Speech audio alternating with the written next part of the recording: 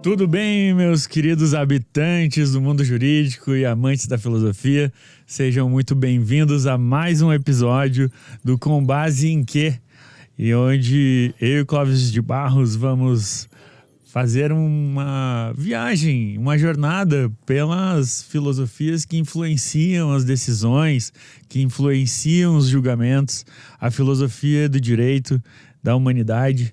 E hoje a gente vai falar de um filósofo, de um sociólogo que tem um carinho especial aqui pelo Clóvis, porque ele, além de ser um cara que admirava muito Pierre Bourdieu, ele também foi orientando o pessoal, né, e fez o doutorado na França, em Paris, foi orientado pessoalmente pelo professor Bourdieu e aprendeu muita coisa que ele tem me ensinado nessa nossa mentoria que já está quase fechando um ano aí, onde evoluí pessoalmente muito, não só do ponto de vista de conhecimento filosófico, mas também de desenvolvimento da minha visão como um empreendedor, como um gestor, também como um advogado, de enxergar as coisas para além do que ensina Kotler, do que ensina o Peter Drucker, do que ensina as finanças, né? Que muitas vezes a gente não percebe o quão isso é limitado, né? E quão isso influencia no nosso comportamento, na nossa vida, na nossa felicidade, né, Clóvis? E na nossa forma de pensar. Então, a gente trazer aí um papo sobre Bourdieu faz a gente também trazer uma ideia sobre pensamento crítico e também sobre autoconhecimento, do meu ponto de vista, né, Clóvis? Vai perceber onde estamos inseridos, né? Por que que a gente age como age e por que que a gente faz as coisas que faz, né, Clóvis? Não tem dúvida. O professor Bourdieu é dos mais influentes cientistas sociais do século XX e, com certeza, um dos grandes nomes dessa ciência, né? E eu, com certeza, aprendi muito lá quando eu tinha 20 e poucos anos. Isso já vai há 40 anos, essa história, né? Uhum. Eu tive, assim, autênticas revelações, né? Eu tinha estudado direito na graduação, tinha feito jornalismo também e tal, mas quando comecei a estudar ciências sociais e sobretudo a sociologia de Bourdieu, eu realmente tive, assim, esclarecimentos fantásticos sobre o que significa, né, a nossa vida quando vivemos com os outros, né? Vivemos em sociedade, vivemos inscritos em espaços de relações específicos e o quanto isso impacta, né, o nosso jeito de agir, muitas vezes sem que consigamos nos dar conta, né? Então eu acho que foi incrivelmente maravilhoso esse aprendizado na área das ciências sociais e eu agradeço muito o acaso por ter colocado essas pessoas na minha vida e por ter quase que me forçado num primeiro momento a travar contato com um campo de conhecimento que a princípio não seria o da minha preferência, mas que acabou se tornando a coisa mais importante que eu fiz nesses 4 anos que vivi na França fazendo doutorado. Sensacional. E o Bourdieu, ele trouxe, nos deu aí, nos apresentou talvez uma das teorias mais completas, né, sobre sociologia e funcionamento da sociedade. Acho que em uma obra maior do que de Marx, de Max Weber, do que Durkheim, enfim. Ele teve, se não me engano, mais de 40 anos de atividade de escrita, né? E é muito refinado o pensamento dele no sentido de de fazer a gente perceber como que a gente ora está num campo, ora está em outro, ora está numa posição como dominado, como desafiante, como intermediário, enfim, né? E ele fez o estudo no livro Microcosmos lá, que a gente tem aprofundado, entre vários campos, o campo jurídico, né? E o campo jurídico, ao ler o campo jurídico, fiquei incrivelmente impactado de várias coisas que estavam diante da minha percepção, da minha vida como advogado ali e também como empresário do direito, né? O quanto é pertinente, né, pensar sobre isso, né? Eu acho que um dos conceitos de Bourdieu mais assim, esclarecedores, né, é realmente o conceito de campo social, né? São espaços abstratos, né, ou seja, construídos mentalmente, né, de relações muito concretas, espaços relativamente autônomos, né? E é isso que é muito interessante, porque Bourdieu acaba fazendo da vida em sociedade uma espécie de reunião de muitos jogos, né? E é claro que o jogador que joga um jogo numa sociedade, digamos, evoluída, né? Ele não consegue jogar 2, 3 jogos ao mesmo tempo, né? Então, isso significa que para você se dedicar a um jogo, isso já te ocupa muito da tua vida, né? De tal maneira que o jogador que joga o jogo do direito no campo jurídico, né, ele acaba, por conta da sua formação, das suas atividades e também das suas alianças, das suas oposições, acaba desenvolvendo uma expertise, um saber prático muito aguçado, né, para disputar os troféus que estão em disputa, né, nesse campo específico, né?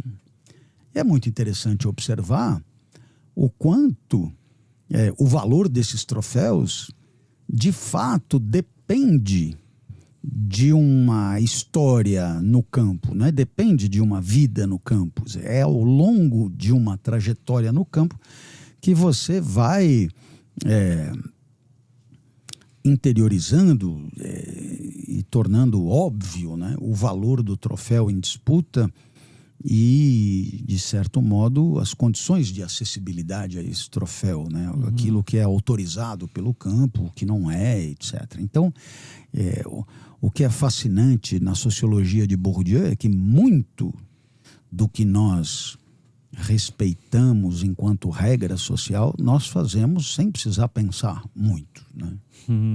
Nós fazemos sem precisar calcular conscientemente. Por quê?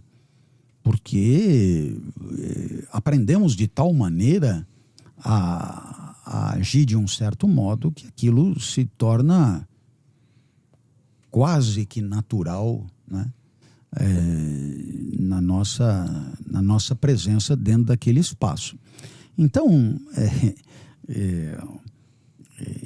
esse conceito de campo que tem vários outros atrelados a ele, aponta para a existência de dominantes, que são, de certo modo, atores sociais muito consolidados dentro desse espaço e que definem as regras a seu proveito, claro, e que costumam adotar estratégias de conservação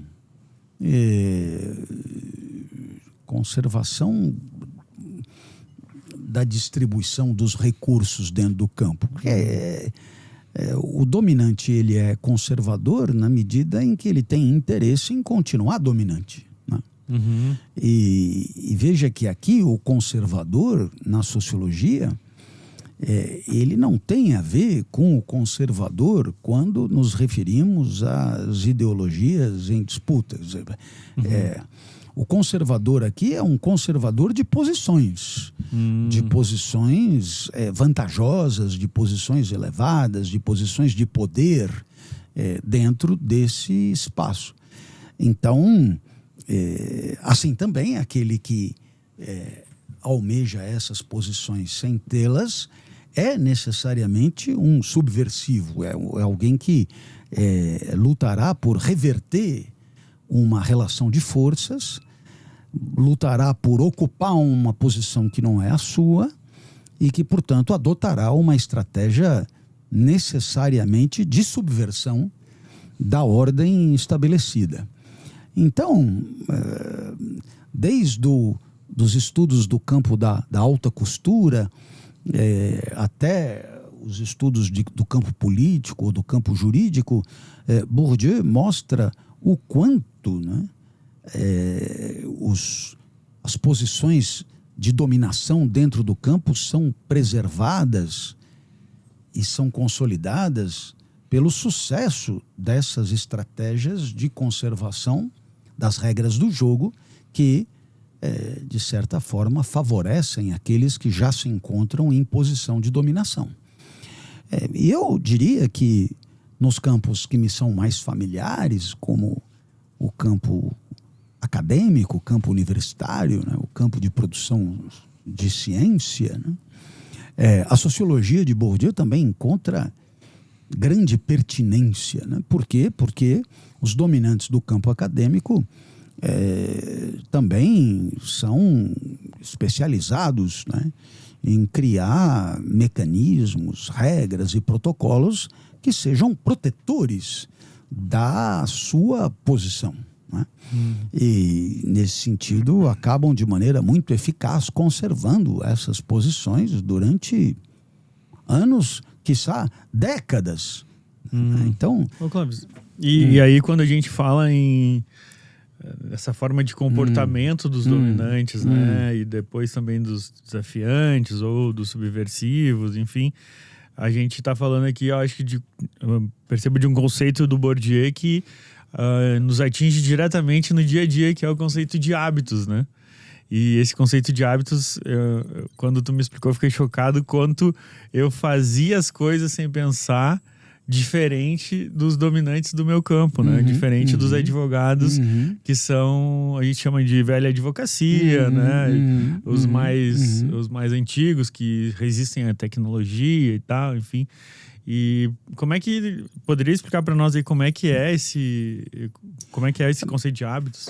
O conceito de hábitos, ele é correlato, né, ao conceito de campo. O hábitos é um conjunto de disposições práticas interiorizadas, incorporadas e que são forjadas dentro de um campo específico e que, de certo modo, permitem um posicionamento adequado e uma estratégia adequada dentro do campo sem precisar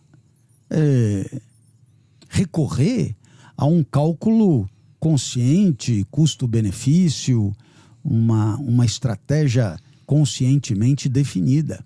Ou seja, é como se soubéssemos como agir,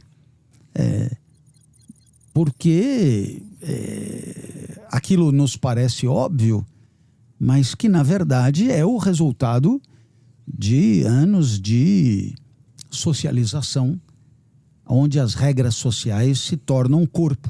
Elas são incorporadas de maneira que você as respeita sem se dar conta, né? Então, é muito interessante você entender a pertinência desse conceito justamente na sua ausência, que é quando o recém-chegado ao campo, aquele que, por exemplo, trocou de campo, ou aquele que acaba de ingressar, ele ainda não passou por essa socialização de maneira a não ter incorporado as regras constitutivas de um hábitos de campo. Tipo E, portanto, esse indivíduo ele tem que pensar sempre. E na medida que ele tem que pensar para agir adequadamente, ele se torna lento, ele se torna previsível, ele se torna quase que como alguém que fala mal um idioma estrangeiro e se vê numa situação social de ter que se manifestar, e ele tem que pensar nas palavras para falar, e, portanto, ele se torna, digamos, alguém pouco contundente na retórica, porque o uso daquele idioma, ele não é natural, ele é pensado, ele é traduzido, ele é forçado. Assim também é no caso de um recém-chegado ao campo que tem que pensar em 1000 variáveis antes de agir adequadamente e muitas vezes acaba se equivocando, acaba metendo os pés pelas mãos, acaba dando gafes, acaba, digamos, pisando na bola e é chamado de sem noção. E por quê? Porque não interiorizou ainda aquilo que um velho frequentador do campo já faz sem precisar pensar e, portanto, já faz com uma eficácia aparente muito grande, né? É o caso do nosso advogado, jovem advogado que recém pegou a B e está indo na primeira audiência. Isso. Ele sofre demais. Eu me lembro de ter, na condição de estagiário, ter trabalhado na Justiça do Trabalho e ter ido acompanhar a procuradora na condição de estagiário e observava tudo com enorme atenção, e pelo fato de não ter hábitos nenhum, né, tudo me era estranho, e quando fui convidado a me manifestar, é possível que eu tenha feito de maneira a deixar muito claro que eu não era, digamos, esculpido pelo campo e portanto, o próprio uso das palavras, a entonação, a maneira de se portar, o número de minutos usados para se manifestar, tudo isso denuncia, né, a falta de frequência no campo, né, a falta de obviedades na hora de respeitar as regras do jogo. Então, inversamente, no caso da minha profissão de professor e agora mais recentemente de palestrante, é impressionante como eu sei o que fazer sem precisar muito pensar. Então, quando estou ali no palco dando palestra e as coisas me vêm à cabeça e eu vou dizendo e muitas vezes eu começo a minha palestra sentado e num determinado momento eu me levanto, aparentemente aquele levantar ele é pura espontaneidade, mas na verdade ele resulta de anos de expertise, né? Os franceses chamam de savoir-faire e os ingleses de know-how, né? Que você incorpora e por alguma razão te faz agir de um certo modo, e se você tiver que explicar, muitas vezes você nem sabe por que exatamente você fez o que fez. Mas o certo é que você fez e, tendo feito, você atendeu a certas normas, a certas regras e o fez muito bem. Então, esse é o hábitos, né? O hábitos, ele é como se fosse uma orquestra sem maestro, né? Ele é um conjunto de esquemas de ação que se impõem sem que você precise pensar a respeito. Claro. Mas não é como dirigir o carro, porque você também, quando dirige o carro, não pensa a respeito, né? Sobretudo quando já aprendeu a dirigir e tal. O hábitos, ele é um aprendizado habitual, sem precisar pensar, mas que decorre da vida no campo, né? Então, você pode ter um hábitos jornalístico, por exemplo, né? Por alguma razão, você sabe que aquilo é pauta e que aquilo derruba outra pauta.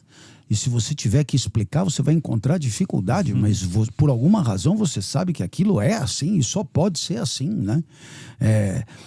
O hábitos jurídico, ele também permite ao profissional do direito se dirigir de maneira adequada ao magistrado, sem ofender as expectativas do campo, e ele faz isso sem precisar pensar, ele faz isso como sendo o único modo possível de fazer. Né? E naturalmente isso o torna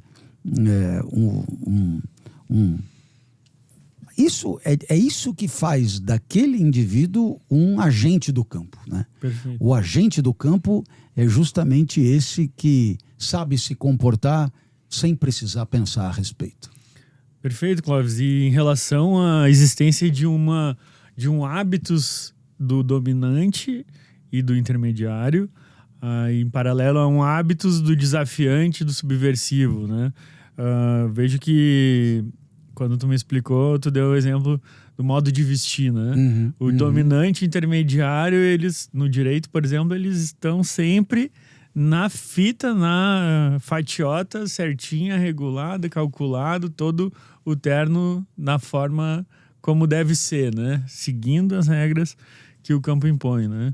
Já o desafiante já cria alguma coisa para demonstrar que faz parte do campo, usando um blazer, por exemplo, mas ao mesmo tempo camiseta por baixo do blazer, ou um sapato com a meia baixa ali, a meia invisível, que mostra que está na moda já, que está criando uma nova tendência, né?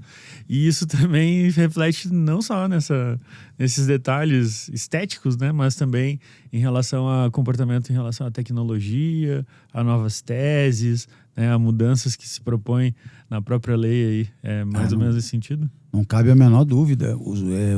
Os dominantes acabam, de certo modo, interiorizando suas posições, e isso se traduz no modo como se manifestam, e a indumentária é, com certeza, uma forma privilegiada de comunicação social, no sentido de indicar, né, a que grupo pertence, mesmo que seja,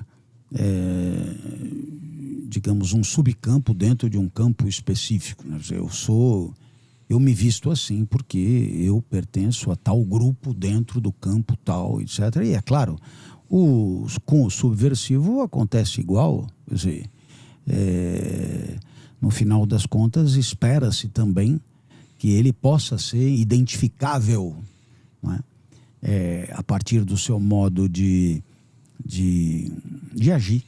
E a indumentária também é indicativa, né? Você sabe que eu, durante muito tempo, eu fazia direito de manhã e fazia jornalismo à noite. E é muito interessante, porque são dois universos diferentes, e a socialização ela começa já nos bancos escolares, né? O jeito jurídico de pensar e de agir já começa na faculdade, e jornalístico também. E isso, muitas vezes, me permitia estar desalinhado tanto de manhã quanto à noite, nos dois universos, né? Mas o que é certo é que não é que no direito se cobrava uma coisa que no jornalismo tanto faz quanto fez. Não. O desalinhamento de manhã também se verificava à noite, porque à noite o que se esperava era uma deselegância controlada, era um esculachamento padronizado. Sim. Era entendeu? De tal maneira que chegar ali de terno e gravata era ofensivo. Tanto era ofensivo que merecia toda vez chacota, bullying, crítica, etc. e tal. Por quê? Porque numa faculdade de jornalismo não se vai de terno e gravata, né? Tanto quanto o contrário. Então, nesse sentido, o aparente rigor ou relaxamento, ele é só aparente. No final das contas, todo lugar tem a sua aparência autorizada.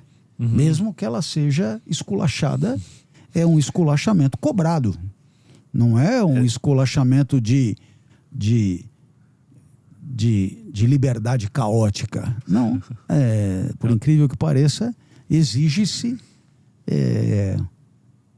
também uma adequação. Um despojamento leve, assim, né? O despojamento calculado. E o hábito se expressa nesses detalhes. Lógico, então, né? claro. E o hábitos,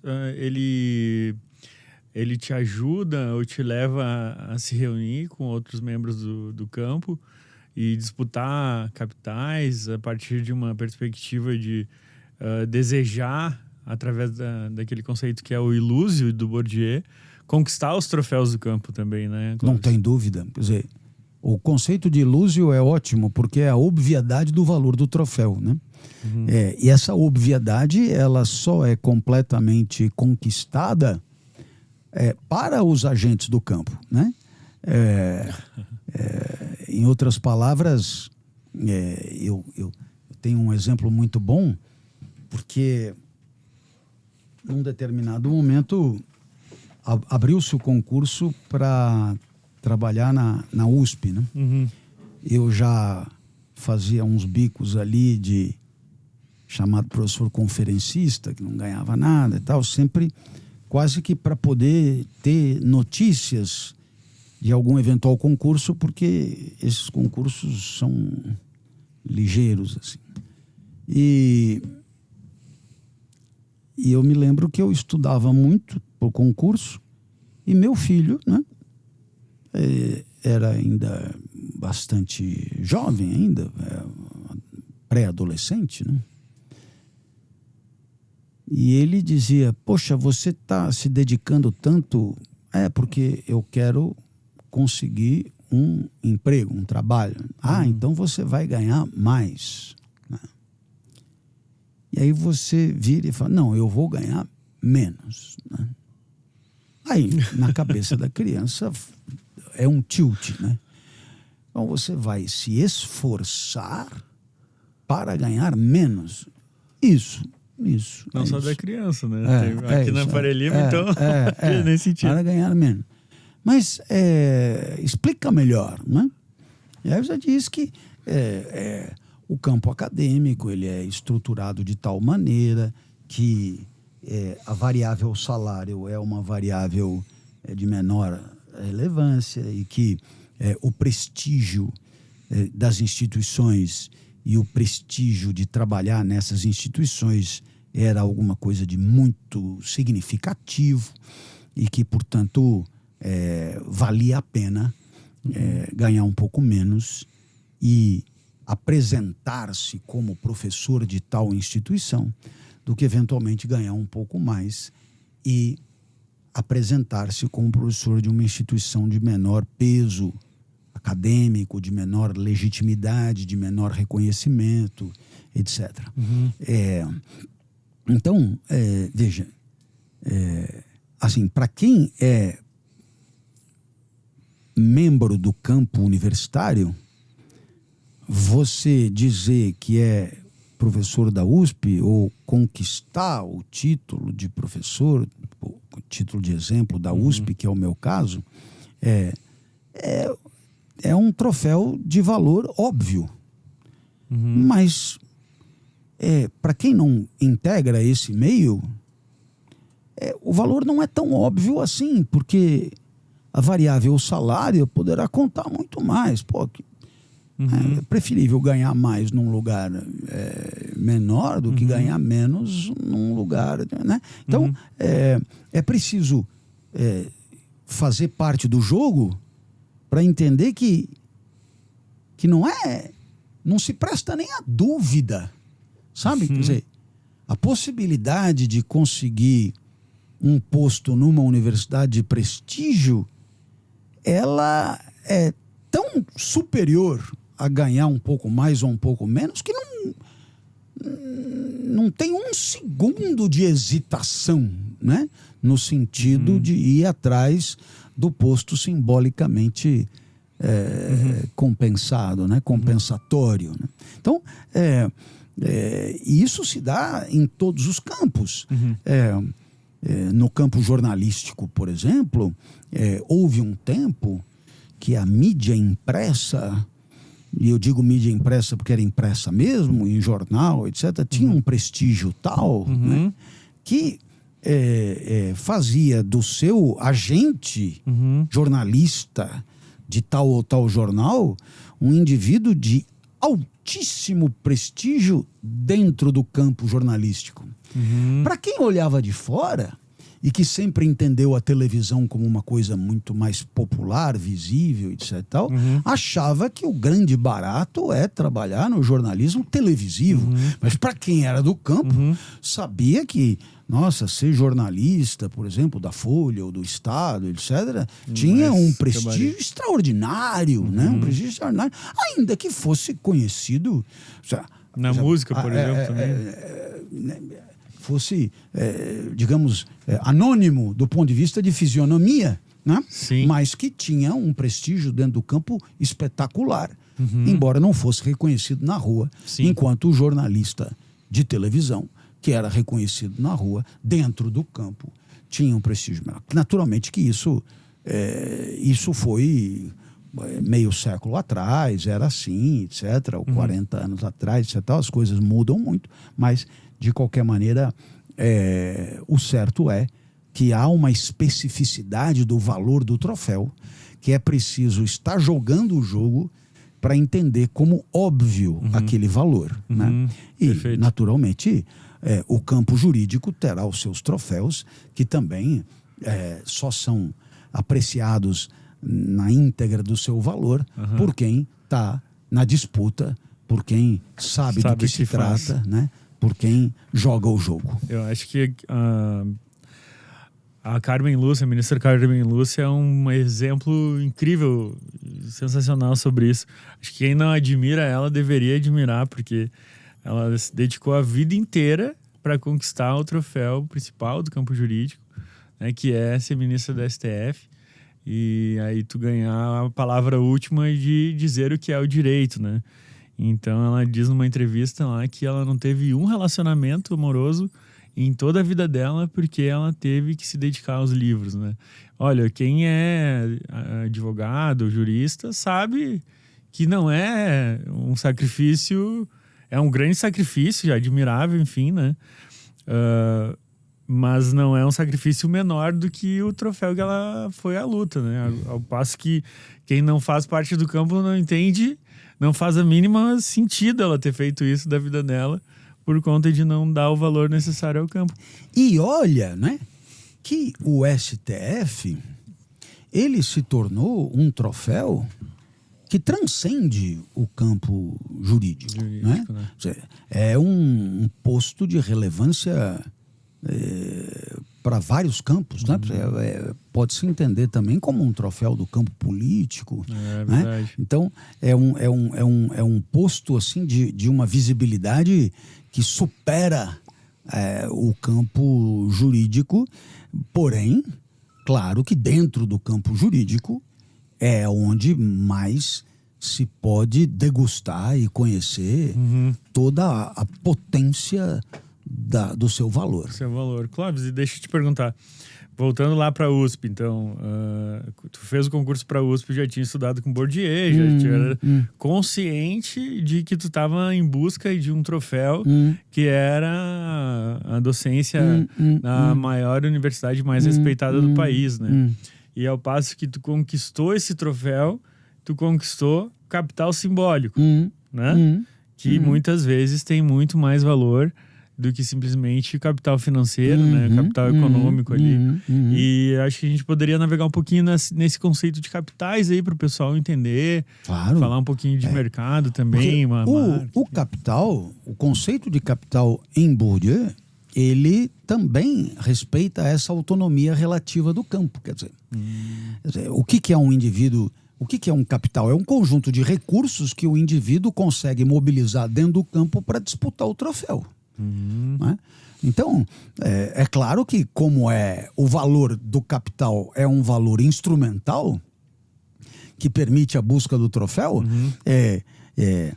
se você troca de campo e troca de troféu, aquilo que era super adequado num campo, o outro campo já não funciona direito ou não funciona nada, né? Então, poderíamos lembrar de muita gente ultra dominante em seus campos que na hora de converter o seu capital para o campo político não conseguiu. Poderia citar o exemplo do Antônio Hermílio de Moraes, ultra dominante do campo econômico, que concorreu ao governo de São Paulo sem sucesso contra um político, digamos, que não fazia unanimidade, que era o Quércia, né? E ainda o outro exemplo é o Silvio Santos mesmo, né? Quer dizer, são indicativos de que a conversão de capitais ela é custosa, né? Ela é custosa. Para você sair de um universo e ir para o outro, saiba que você vai perder dinheiro, vai perder capital, né? Um indivíduo ultra dominante do campo acadêmico, se ele for se meter a entrar em algum outro campo, que seja mesmo de produção cultural, mas você sai do campo das ciências humanas e entra no campo da literatura, por exemplo, né, dos autores de literatura, já há um preço a pagar enorme. Por quê? Porque o que vale para onde você estava já não vale mais para onde você quer entrar, né? E os dominantes do campo que acolhe saberão se defender e saberão impor regras e condições para que isso aconteça. Quando o Ronald Reagan sai da sua condição de ator mediano, digamos assim, que era dele, para ser profissional da política, ele começa lá de baixo, sabe? Ele vem, passa por todos os crivos até chegar a ser presidente dos Estados Unidos. Então, é muito interessante lembrar que os recursos sociais são eficazes dentro de certas condições e no interior de certos espaços, e que eles não pertencem completamente a você, eles não estão completamente vinculados ao seu nome. Tanto é assim que o seu nome permanece, mas a eficácia dos recursos não. E aí você tem que se dotar de outros recursos para poder sair do seu campo e entrar em outro, né? E isso a gente pode sentir na pele quando, por exemplo, sai do campo acadêmico para ir trabalhar no mundo corporativo, como é o meu caso, né? Na condição de palestrante, etc. Paga-se um preço, né? Por quê? Porque o mundo corporativo já tem seus profissionais, os seus coaches, os seus especialistas, os seus as suas estrelas, digamos assim, que tem um jeito de trabalhar completamente diferente do que acontece na universidade. Então, para você sair de onde você está e entrar no mundo corporativo, isso exige uma acomodação custosa, difícil, né? Sim. Eu acho que aí também entra, a gente falou do capital simbólico econômico, mas também tem o capital social, né, Clóvis? De dentro do campo. Então, tu cria ali no teu campo um network, né? Uma rede de contatos que é essencial para conseguir... Porque, no final, tudo isso, todo o capital social é uma forma de reconhecimento, sabe? Quer dizer, o que é o capital? Não é você que diz o capital que tem, né? O capital reconhecido, ele é reconhecido pelo outro, né? É o outro que diz o quanto você vale, não é você, né? Não é você que diz, eu sou incrível. Esse é o tipo da afirmação que não tem valor nenhum, né?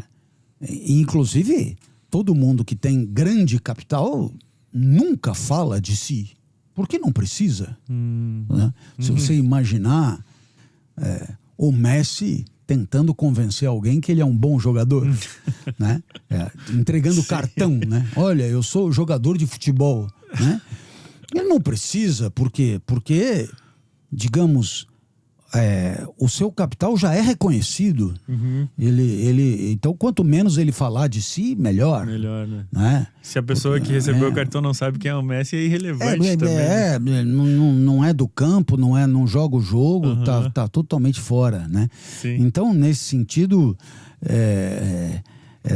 assim também, um ministro do STF, ele não precisa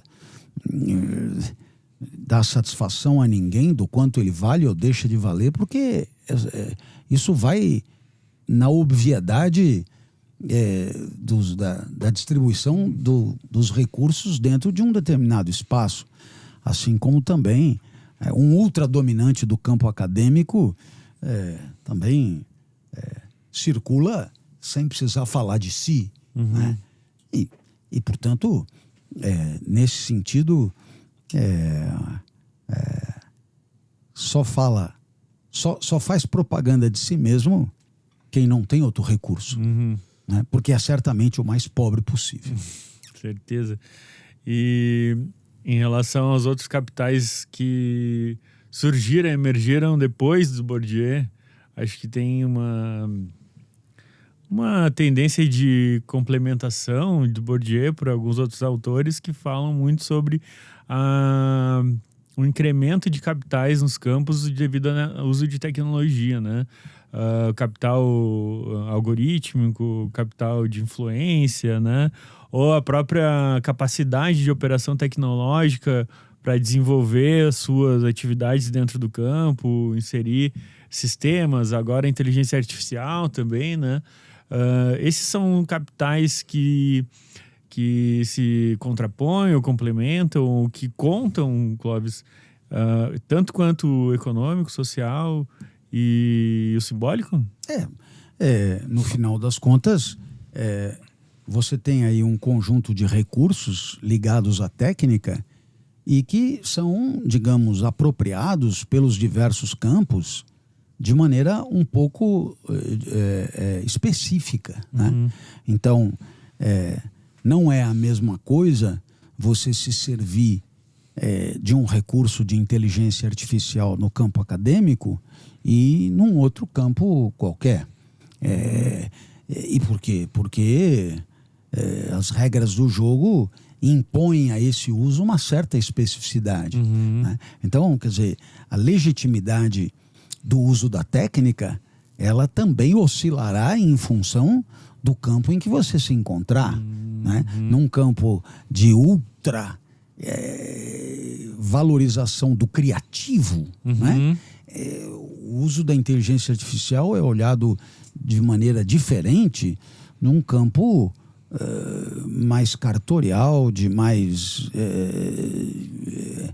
repetibilidade de práticas e burocracias, etc., onde você vai encontrar muito maior aceitação da presença da técnica como elemento facilitador das práticas. Né? Então, é preciso lembrar que o recurso da mesma técnica analisado em diferentes espaços sociais será julgado de maneira particular, de maneira específica. Sim. Eu vejo um pouco na minha carreira como advogado e de vários colegas, né? Eu pessoalmente comecei a advogar em 2008 e quando eu cheguei parecia que eu sentia todas as portas fechadas para mim, né? Não existia caminhos muito fáceis para te constituir uma clientela, montar o teu escritório, né? Conseguir fazer o teu escritório rodar. Porque, por exemplo, eu fui numa cidade com 50 mil habitantes, uma praia no Rio Grande do Sul, e as pessoas com uma renda baixa na cidade, assim, e todo mundo que já tinha o seu advogado, sabe, preferido. Eu comecei muito novo ali, 25 anos, E aí, depois de um tempo, a minha única saída foi a internet. E de 2008 a 2013 ali, né? Tive que fazer muito trabalho para conquistar clientes, mas foi muito devagar. Mas com a aquisição dos capitais tecnológicos, o escritório evoluiu uma velocidade que eu jamais imaginei que ia conseguir alcançar, né? E vi isso acontecendo com vários e vários outros colegas que entraram nessa onda da advocacia digital, né? Então, o advogado que já estava posto, já estava consolidado na cidade, que tinha networking, capital simbólico, ficou para trás por ter resistido a essas novas mudanças, né? Na verdade, podemos dizer que o uso das técnicas, diferentes técnicas, enquanto estratégia de subversão, obviamente será avaliado em função da posição que o indivíduo ocupa no campo. Não, é evidente que se a técnica é entendida como subversiva, ela contará com a hostilidade inicial dos dominantes do campo. Verdade. Não é? Então, não cabe a menor dúvida. Sim. Né? Agora, é claro, isso é específico ao campo jurídico. Em outros campos, a técnica ela não é necessariamente entendida como subversiva aos dominantes, pelo contrário, os dominantes são os que introduziram e aí, técnica. Então, o valor desse uso é completamente outro. Sim. Então, poderíamos dizer que todo o campo também é um espaço de luta pela definição do uso legítimo da técnica. Que massa. Sim. Então, nesse sentido... Outro exemplo é o campo da filosofia no Brasil, né, Clóvis? O campo da filosofia que tu faz parte, né? Acho que tu foi um dos caras que usou muito bem os novos recursos no campo para chegar à dominância, né? Hoje ninguém precisa ter a apresentação de quem é Clóvis de Barros no Brasil, né? Um dos maiores filósofos, se não o maior filósofo do Brasil. Eu penso que eu diria, para ser totalmente rigoroso, né? Eu diria que, nem sei se no interior do campo da filosofia, mas há, paralelamente, o surgimento de divulgadores, né? E os divulgadores fazem um trabalho junto com o auxílio das novas técnicas, fazem um trabalho de aproximação da filosofia junto daqueles que não tinham nenhum acesso a ela. E isso é um trabalho que tem o valor que tem. Naturalmente que o campo da filosofia, enquanto um espaço de filósofos para filósofos, continua existindo com seus congressos, suas revistas, seus programas de pós-graduação, suas teses, e é importantíssimo que isso seja assim. Né? Agora, na condição de divulgador, surgiram muitos e claro, servindo-se de maior ou menor competência de comunicação, didática, etc., souberam traduzir algumas ideias da filosofia para a degustação do senso comum. E isso, claro, permitiu que algumas coisas novas acontecessem, inclusive, né, que pessoas que nunca se dedicariam a isso acabassem prestando vestibular para fazer graduação em filosofia em função de terem ganho um certo apreço por esse trabalho de divulgação. Então, acho que, nesse sentido, há aqui um ou outro aspecto meritório e interessante disso que é feito por tanta gente, colegas meus com tanto brilho. Sensacional. Clóvis, para finalizar, uma moral da história que eu tiro para mim dos ensinamentos de Bourdieu é sobre como buscar a felicidade no momento que tu escolhe os troféus que tu vai disputar na vida, né? Então, que recado tu deixaria assim pro mais jovem que tivesse olhando para nós e estudando isso aqui e estivesse pensando na sua própria vida, o que o Bourdieu poderia ensinar para alguém que está nessa procura de se definir a sua personalidade, a sua profissão, a sua vida em si? Que seja qual for o caminho escolhido, a vida não será fácil. Por quê? Porque você ingressará em espaços que já estão estabelecidos, alguns muito consolidados, e com gente que está ali há muito tempo jogando aquele jogo e pouco disposta a abrir mão dos seus privilégios. Então, sempre haverá enfrentamento, sempre haverá dificuldade, mas é claro também que, à medida que você for acumulando capital específico, você também vai dando as cartas e, com isso, vai se aproximando da conquista dos troféus, tornando tudo isso muito auspicioso e divertido. Perfeito, mestre, perfeito. Pessoal, vocês que ficaram então aí até o final, gostaram do nosso conteúdo, espero que deixem o like, que é o patrocínio gratuito aqui para o canal. É importantíssimo, principalmente agora que a gente está começando, né? Então, fica aqui um agradecimento. Se você puder indicar aí pelo menos os seus 150 amigos mais próximos aí, o nosso canal, né, Clóvis? Faça isso porque vai ajudar infinitamente. E nos vemos no próximo episódio. Grande abraço. Valeu.